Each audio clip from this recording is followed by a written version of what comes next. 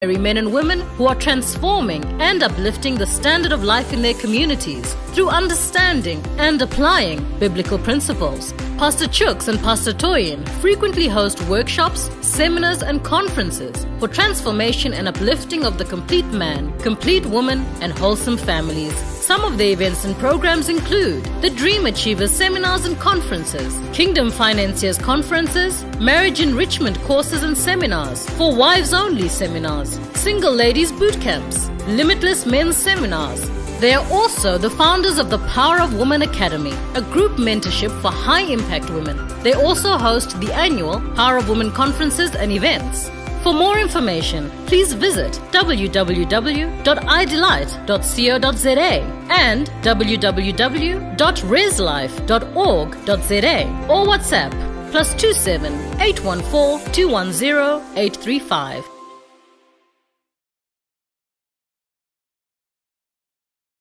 Welcome to another Thursday evening, and it is the Amazing Power of Woman broadcast. My name is Toyin Ugoe, and with me is Pastor Chooks Ugoe, the author of the Amazing Power of Woman book. This broadcast, and today, like we had announced in the previous episodes, we're having our last Thursday of the month Ask Your Gynae sessions. Like we have mentioned before on this broadcast, our ministry to women is to the body, the soul, and the spirit. And so when we do our Ask Your Gynae, we are trying to address issues that have to do with the female body, just helping us understand about our bodies, to better be able to use them effectively and to be able to understand the things that we go through. From menarche to menopause and even afterwards, just to understand the different seasons and stages of our lives as women. And so we have one of our friends, a gynecologist, who will be joining us shortly, and we will be talking about all things women, all things about the female body. Pastor Chooks. Well, welcome everybody. We have been talking about the Ask Your Gynae session coming on our Thursday broadcast. Well, it's here now, and we're going to be having it, like my wife has just said, once a month. We bring in a gynecologist to talk to us and help shed some light on the issues around your health. So it's an opportunity to ask questions. It's an opportunity to listen. I know people get very anxious, around the issues, around their health, and so on and so forth. The female body is complicated. The female body is built by God. It's a huge building, and so it requires understanding so that you can manage your body well, and you can look after your body properly, so that you will be able to truly manifest the power that you have as a woman. So we are excited. Today is our first one talking about the body on this broadcast on a Thursday. So, and it's going to be on going forward. Once a month, the last Thursday of every month. And if you have questions, as we are on the stream today, if you have questions, please send your questions to the number on the screen. +2781 421 0835. That's the number to send your questions to, and we will attempt to attend to them today. We already have questions that we have, but if we're able to deal with them today, if not, next month we will be able to deal with your questions. So please send your questions across, and it's a good time to just invite a friend. Somebody out there will be able to get information that will actually help them, that will relieve them of whatever anxieties they may have regarding their health. It's going to be a really interesting one this evening. So we will be going straight to Pastor Chooks will be taking the questions with our doctor today. All right, welcome everyone. Welcome back. Like we told you, we are on tonight with a specialist obstetrician and gynecologist in our maiden edition of Ask Your Gynae. Let me tell you about our guest for tonight. She is an obstetrician and gynecologist. First had a BSc from University of Swaziland, MBCHB from University of KwaZulu-Natal, FCOG, College of Medicine, South Africa, and then MMEd from the Wits University. She worked in state practice for 7 years, has been in full-time private practice for the last 6 years. She is a woman who has passion to see women healthy, helping them attain their full potential. And she is also, of course, a child of God. And I am so glad that she is able to join us tonight. Please welcome to the show Dr. Audrey Gugu Gamedze. Come on, Doctor, welcome. Good to have you on the show. Thank you for availing us of your time to be here. Thank you so much, Pastor Chooks, and thank you to the listeners. I am so excited to be here and be part of the Ask the Gynae session. All right, we are on for tonight to just take questions that some ladies have sent in regarding various areas of their health. Now, we mentioned earlier on what our purpose for this show is to alleviate some of the anxieties that women have around issues concerning their health. Our ministry to women is spirit, soul, and body. And we trust God that some answers will come through for somebody tonight. Now, like we said earlier on, if you do have questions, you can send them in right now. The WhatsApp number on the screen, +278142100835, is the number to send your questions. It's a WhatsApp number, so just send a WhatsApp message and send your questions. If we're able to take them on tonight, we will. If not, we will take them next week, but send them in. We already have some questions we are starting with, and as we get your questions, we will see what we can do with them. All right, Dr. Gamedze, thank you so much for your time. I'm just going to take the questions as they are here. They're not in any particular order, so we just answer them as much as we can take. When our time is up, we'll fold the curtain for today and then we'll continue next month. All right, this person says there's always this anxiety and embarrassment, embarrassment feelings about some of my women health issues. How does one best prepare for a gynae visit? So someone is always anxious when they want to think of you, Dr. Gamedze. What do you say to women? How do they prepare themselves to visit their gynae and get the best out of the visit? First of all, I just want to say that it's a good thing that somebody will think of visiting a gynae. So once that thought has come, let's continue entertaining it. From our African background, it's always a taboo to have yourself exposed, let alone now having this stranger examining you. And also the stories that go around. I must say this was part of my inspiration for being a gynecologist, because the stories that go around are that of humiliation when you go for your visit. Hence, there's a lot of anxiety that gets provoked. So first of all, I just like to say that number one, gynae visits are very important. Number two, personality, your personality is a factor as to how much can you share. There are some people who never share their, the question says health concerns. Before it's even a health concern about your womanhood, it's difficult to share that. So your personality contributes as to how are you going to interact with the doctor. Then the third factor is who do you talk to? Most of the gynaes are men, and somehow we've been wired to say a doctor is a male, so I should be comfortable to communicate. Some ladies will say, if I talk to a man, it's better because it's somebody who does not relate to what I'm talking about. Others will say, no, man, a woman, it's better because that person can relate to what I'll be talking about. Or if I go to a man and the male gynae is examining me, at least I've got nothing to be shy about, because if he sees cellulite, at least he doesn't even know what cellulite. But if a female gynae sees cellulite, might judge me. But anyway, let me go to as to how do I best prepare for my gynae visit. Number one, acknowledge that you need help. That's the first thing. You need help. Secondly, choose somebody whom you think you will be comfortable with. It's so unfortunate that it's trial and error. You will have to go to the doctor first and you see that no, there's no chemistry here. You find somebody else, but try and go with what either family, friends, or influential people can recommend. So once you get a doctor that you're comfortable with, most likely you will be able to open up. And secondly, when you get there, voice it out that, you know what, this is my first visit. I'm very anxious about what I'm going to share. Or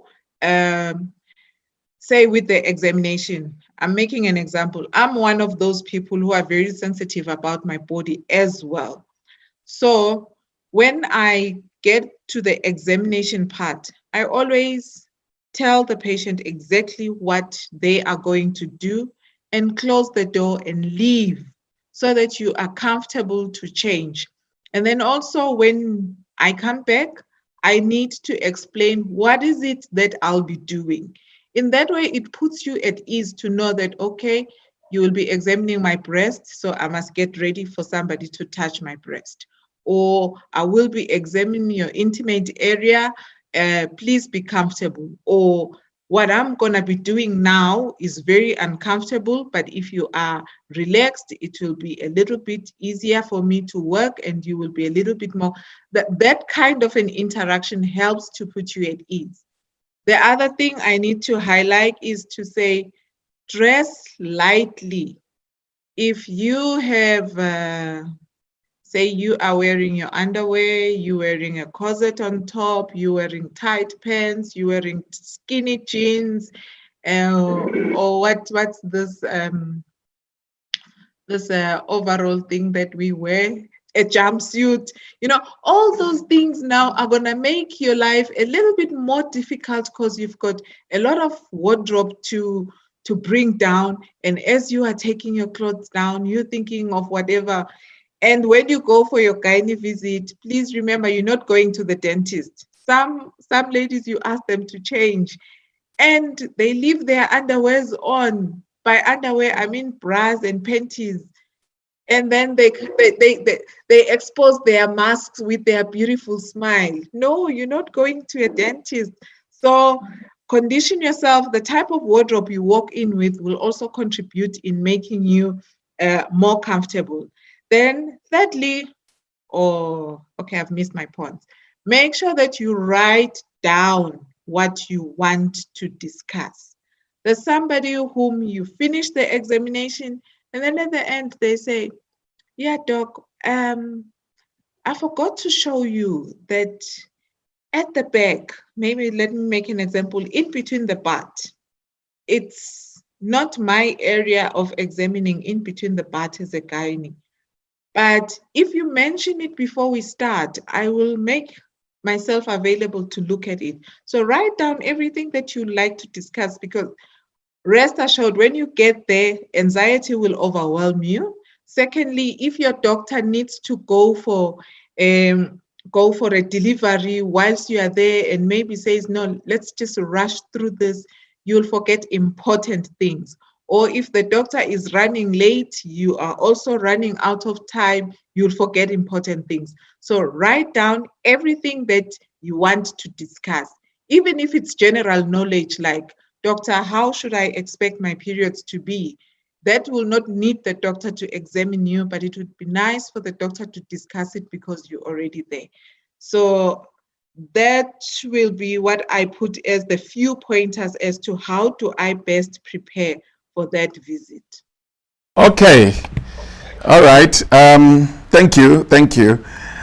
So for people who are super conscious of their body, maybe they are fat, what do you say to them? How do you help them be comfortable? People who are maybe extra large and they are really super conscious, or extra thin and they are super conscious. In the house of the Lord, there's a lot of containers and they have different integrities. They are as honorable as all of them.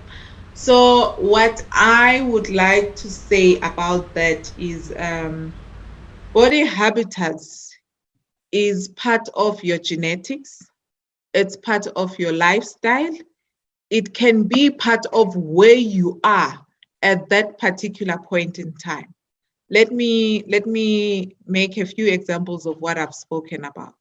There's some families where all of the people, from the granny up to the young, they have never been an average size, what people call an average size. Everybody in the family is supersized, and it has never been an issue. So there is no way why you should be embarrassed when you go to see the doctor. Secondly, there are people who are trying, let me say you're trying to have a baby. You get pumped on hormones. You will blow up. And that will make you uncomfortable because for the better part of your life, maybe you've been a size 28. All of a sudden, you're a size 34 and everybody's going, oh, what's happening to you? So that you just need to accept you are at that particular point in your life. And then the other group, it's people who are maybe stressful conditions. They are overeating and they know that they are not supposed to be overeating. So I always say that the way a woman looks is almost always a function of the point where they are in time in their lives. So you need to accept that that's you at that particular point in time. It's not your forever, it's your transitioning point. Sometimes you get to the doctor's room, you don't get clothes that fit you. I'm making an example of a gown. The gown is a smaller size than how you are. You comfortably ask for a bigger size. You may get it. If you don't get a bigger size, you can get a sheet to cover yourself. The other thing is hygiene. Try to be your best when you go for the doctor's visit. I'm making an example. If you are supersized, there can be certain areas that will need more attention when you wash or when you dry. Let me not say when you dry yourself. So give those areas a certain attention so that when you get there and you change, you are also comfortable because you know that you've given those areas a little bit more attention than what you usually do. But in all honesty, all doctors have seen everything more than what you can imagine. So when you get there, you tell yourself, I'm also my patient in my own capacity. This is me. And that's it. All right. Thank you. Thank you. Let me take the next question. I am hoping that we can take as much as we can for this evening. All right. Someone says here, what is normal period pains? And what period pains may require a visit to the gynae? How much of that pain is normal and which one require a phone call to Dr. Gamete? I like to say there's nothing normal. If it's pain, it's not normal. I like to say that. My women know I prefer to use the word common than to say normal because your normal may not be my normal. The fact that I see it more often, I can't qualify it as normal. I rather say it's common. So period pains, it's a common entity when you have your menstrual cycle. What is within normal is what you can bear. If you cannot bear with the pain, then it is abnormal. Also, if your scale of using pain control is accelerating, say today you were taking Panado, the next month you need something stronger than Panado, or you need your Panado more often, or you need your Panado throughout the cycle, or you need now the Panado a week before you start with your period, then there is an element of abnormality. So what I suggest is you just note how much is the pain. Can you bear with the pain? If you can't bear with the pain, do you need pain control more often? If you need pain control more often, is the scale of the pain control going up, is also the duration of use of the pain control going up, then that will be abnormal pain. Okay. Okay, thank you. There's another question here. What is premenstrual dysphoric disorder, PMDD, and how do you treat it? Okay, premenstrual dysphoric disorder is an entity that is extrapolated from premenstrual pain. I'll just put it as premenstrual pain. So if you have premenstrual pain, once it gets to the dysphoric disorder now, it is when you find that somebody has had an episode of fainting, number one. Number two, the person is vomiting, cannot take anything down. Number three, the person gets incapacitated. That is, you can't go to school, you can't go to work, you can't eat, you are in bed most of the time. Some people get diarrhea. Some people have got horrible period pain. That is when we call it a dysphoric disorder. And there are those who become even suicidal, extremes of mood disorder. That forms part of the premenstrual dysphoric disorder. So treatment here is usually multidisciplinary. From a gynae's perspective, the first point is to make sure that, number one, we treat the pain. Number two, we treat the heaviness of the flow. Number three, in extreme forms, we even take away the period because it's the cause of the pain. So why do I say multidisciplinary? Now we involve a psychologist or a psychiatrist, somebody who is going to help you now say, during this time, you need to be aware of what is happening to yourself, and you condition yourself to say, I am going to be happy, I am not gonna be suicidal, I am not gonna be next to the triggers. Somebody will say, if I'm with my boyfriend, I just feel like punching him. Or if I am with my mother because she shouts a lot, when she is shouting around my period, I feel like it's extreme. So the psychologist will help you to deal with that. And also sometimes you find that there are deep psychological issues which have never been dealt with. The history of abuse in all forms of abuse, the history of rejection in all forms. So that around the period, it gets much more pronounced.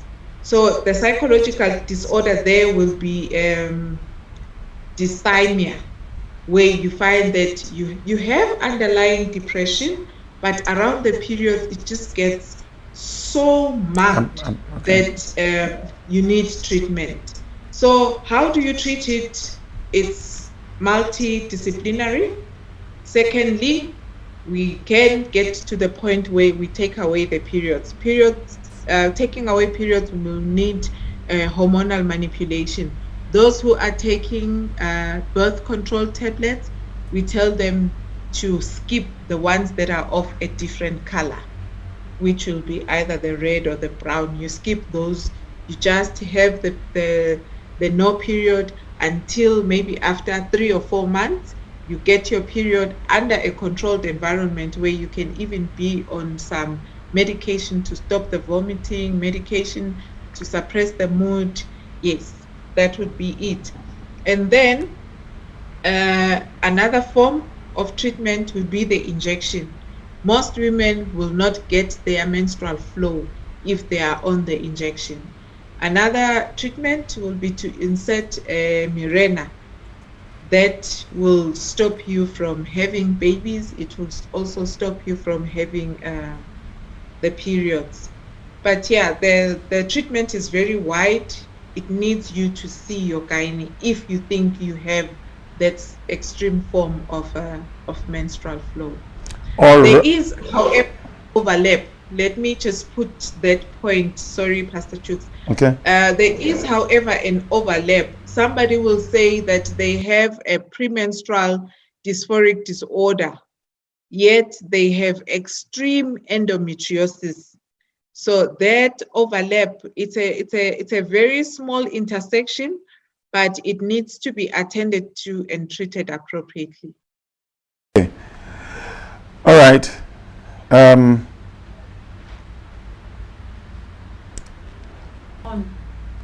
Okay. Thank you, Doctor. Let's take, I think we can take two more.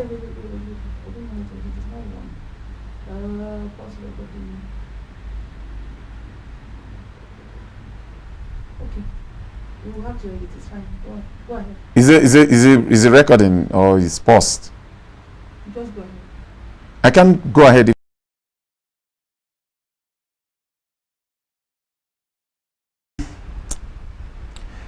Here is another one. This one says, I just got married during the lockdown and I'm enjoying it. Is sex safe during my period? And what about the hygiene issues? What is best practice? My husband wants to know and I don't have good answers for him. Please help me. Thank you, Pastor Shuk. I think I also don't have good answers.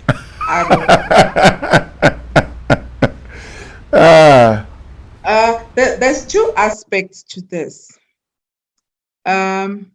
If we approach it from a traditional approach, we're gonna say that menstruation is one of those sacred times in a woman's cycle. It's a time of self-cleansing. So there was a time when one was considered unclean around that time. There are even religions which will still label you unclean. You cannot serve, you cannot. There's a long list of you cannot. And even cooking in some cultures, you can't cook around that time. So bringing it into the health issues. Is it safe to have sex during the period? I would say I don't know, but here is my contribution. Number one, during menstruation, you will not fall pregnant. So if your safety is around whether there is a chance of falling pregnant or not, you will not fall pregnant during your menses. Secondly, I think it is very messy.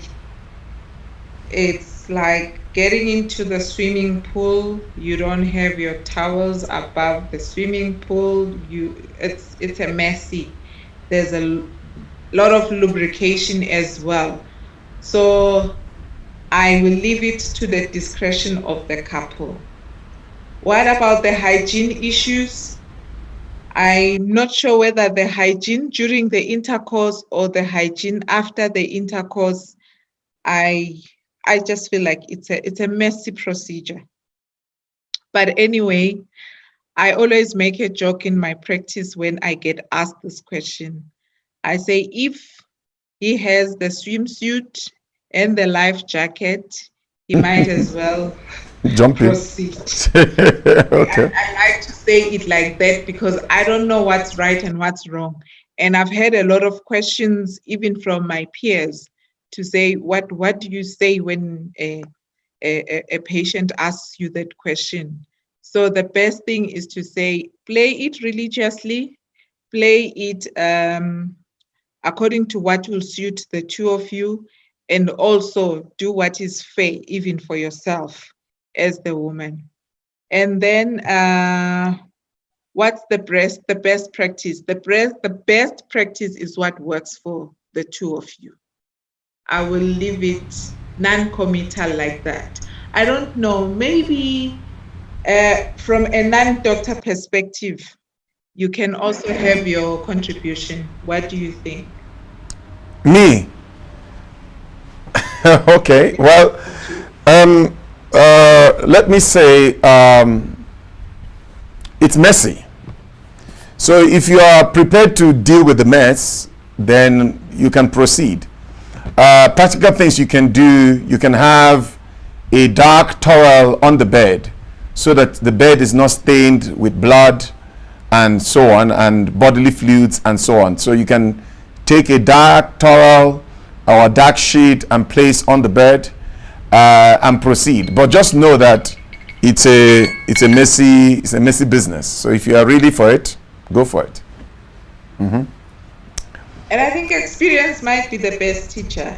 Yes, yeah, try it. I mean, she's just newly married, so try it. If it doesn't work for both of you, you can decide that from now going forward until Jesus comes, we will not try it again. Okay, all right. Well, this one sounds like something we touched on before. You say, I'm nervous about having to strip down for my visit.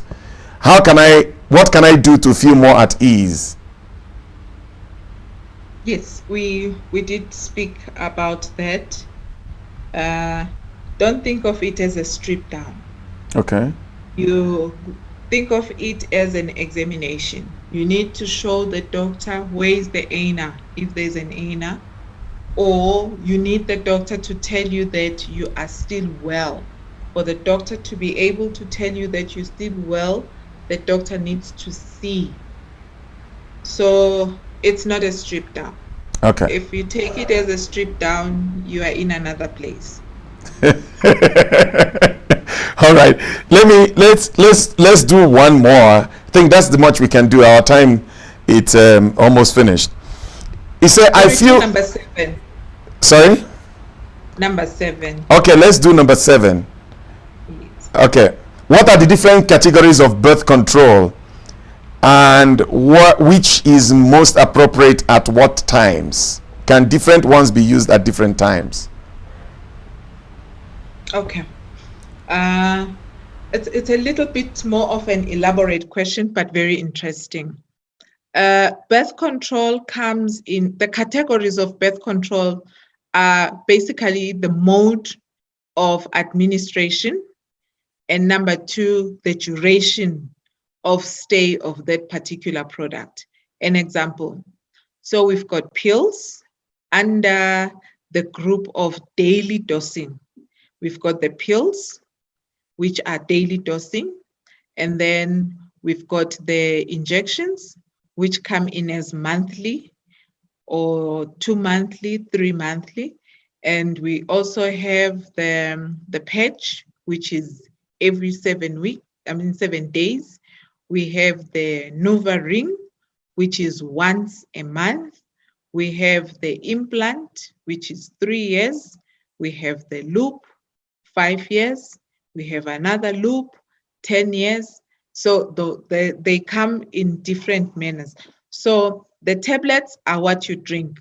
The injection is what is injected into your muscle. The patch is what you put on your skin. The Nuva ring is what gets inserted inside the vagina and it stays in there for 21 days.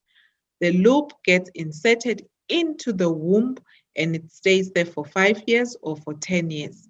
And then we have the implant, which gets implanted under your skin into your fat. And that will stay anytime from 3 to 5 years, depending on the type that you have. And then there is the ultimate, which is abstinence and sterilization. So all of them are appropriate for the different times in a woman's life. Let me make an example. You are not married. You are expected to abstain. That's a birth control measure. Or you are married, but you are not ready to start a family, and you've got a problem of painful periods, you've got a problem of heavy periods, you've got a problem of acne, all of this, we can select the best contraceptive to factor your particular need at that point in time. You want to go and study medicine, it will be about 6 to 10 years, depending on how you plan your studies. You will need something that is long-lasting. We can select one that will take you anything from 5 to 10 years. Another example is that you don't want periods at all because you are going on a cruise ship and you will be coming back in 3 months' time, so we can choose the depot for you. Or you are a supersized woman. You don't want to gain more weight after that, after you've started contraceptives. You also don't want to have children immediately, so we can choose what is going to suit your lifestyle.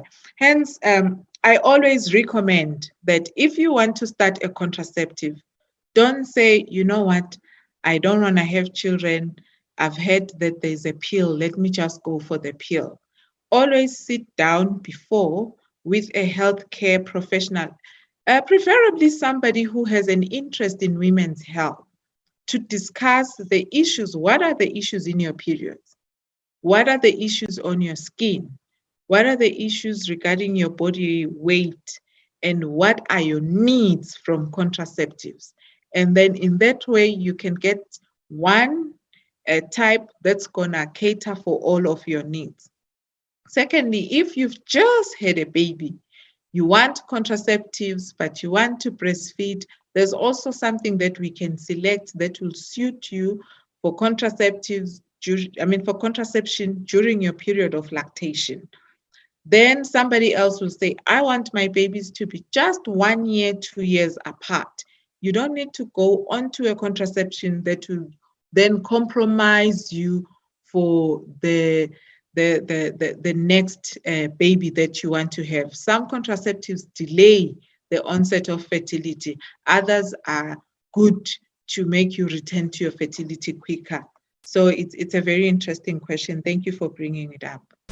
All right. Well, just to summarize it, I would think that you need the input of a healthcare professional, maybe your gynae or your GP, but you need to talk to somebody who knows what's going on. You can't just make that decision by yourself. I would think so. Well, I think our time is up. This is how much we can take for today. We will continue our next time. Please, if you do have any questions that were provoked in you, or something that you've been thinking about, and you want to send it so that we can process it and answer it at the next time we haven't Ask Your Gynae. The number on the screen, +27 81 421 0835. That's a WhatsApp number. Send your message via WhatsApp, and we will address it at our next time to have Dr. Gamedze on the show again. That will be the last Thursday of next month. So I want to encourage you, if you do need to talk to a gynae, please reach out to us. We can help you get across to Dr. Gamedze. If you really need to talk to her, you can contact us. We'll give you the numbers for her rooms, and then you make an appointment to go and see the gynecologist. It's important. Your body, you need to take care of it so that your spirit can really fulfill its mission on the earth. And if your body is not functioning well, you will not be able to become all that God wants you to become. So we are interested in you being well physically. So if you do have any health concerns and you need to speak to the doctor, please reach out to us. The number on the screen is still the same number to reach us. Send a message. We would give you Dr. Gamedze's rooms numbers, and then you can call and make a booking to go and see her. All right, Dr. Gamedze, thank you so much for availing us of your time and your wisdom and your expertise. God bless you for the work that you do for women. I am very, very grateful. Anybody who looks after women is my friend. Thank you. Thank you for what you do every day, ministering to women and just helping them in the way that you have been trained to do. God bless you. Thank you for being on the show tonight. Thank you so much. Ladies, let's be healthy. Let's take care of ourselves. I'm the sister to ask. Make sure you tune on every Thursday of the last month and we'll discuss women issues. God bless you. All right. Every last Thursday of the month, Ask Your Gynae is on our Amazing Power Woman show. God bless you. Dr. Demetse will see you next month. And for everyone out there, good night.